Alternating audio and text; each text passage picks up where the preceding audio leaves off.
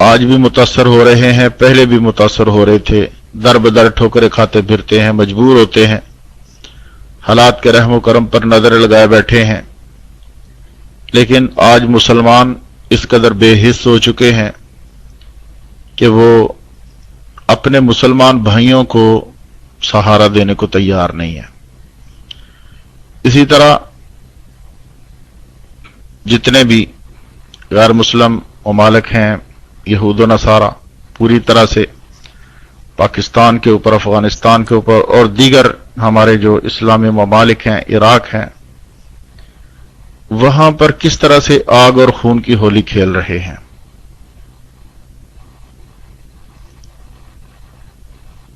मेरे भाइयों, आज हमारे हुक्मरान जो हैं वो रंगरलियां मनाने में मसरूफ हैं, लेकिन अफसोस इस बात का है कि ये बच्चे जो अपने बाप की शफकत से महरूम हो गए, ये लाखों बेवाएं और ये सिसकियां और आहें जो आज हम लोग अपने कानों से सुन रहे हैं, मुख्तलिफ तरीकों से हमारे कानों तक पहुंच रही है। आए दिन कुछ ना कुछ होता रहता है, और कभी वहां पर जो है मुसलमान शहीद हो गए, कभी वहां पर मुसलमान शहीद हो गए। तो मेरे भाइयों, ये सब क्या है? असल बात यह है कि मुसलमान अपना तशख्खुस खो चुका है।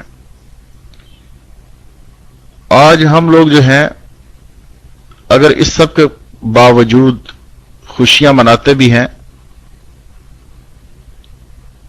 तो कम अज कम हमें उन लोगों को इस मौके पे याद रखना चाहिए कि जो हमारे मुसलमान भाई बेचारे सिसकियों और आहों में अपनी जिंदगी बसर कर रहे हैं, खुले आसमान तले कैंपों में अपनी जिंदगी गुजारने पर मजबूर हैं।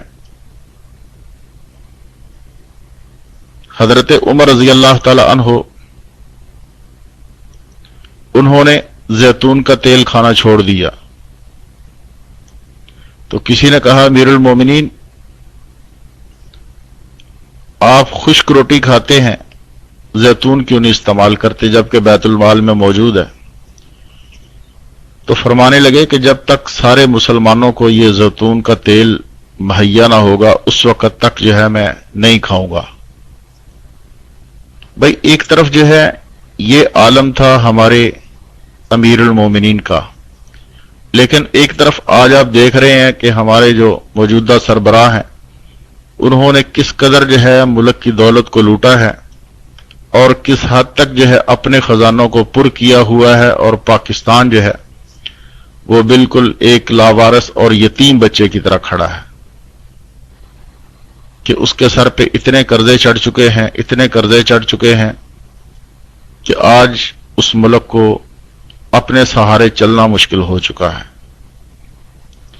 लेकिन आप देखें कि जब ये हैप्पी न्यू ईयर का प्रोग्राम होगा तो किस हद तक जो है वहां पर इस चीज को उजागर किया जाएगा और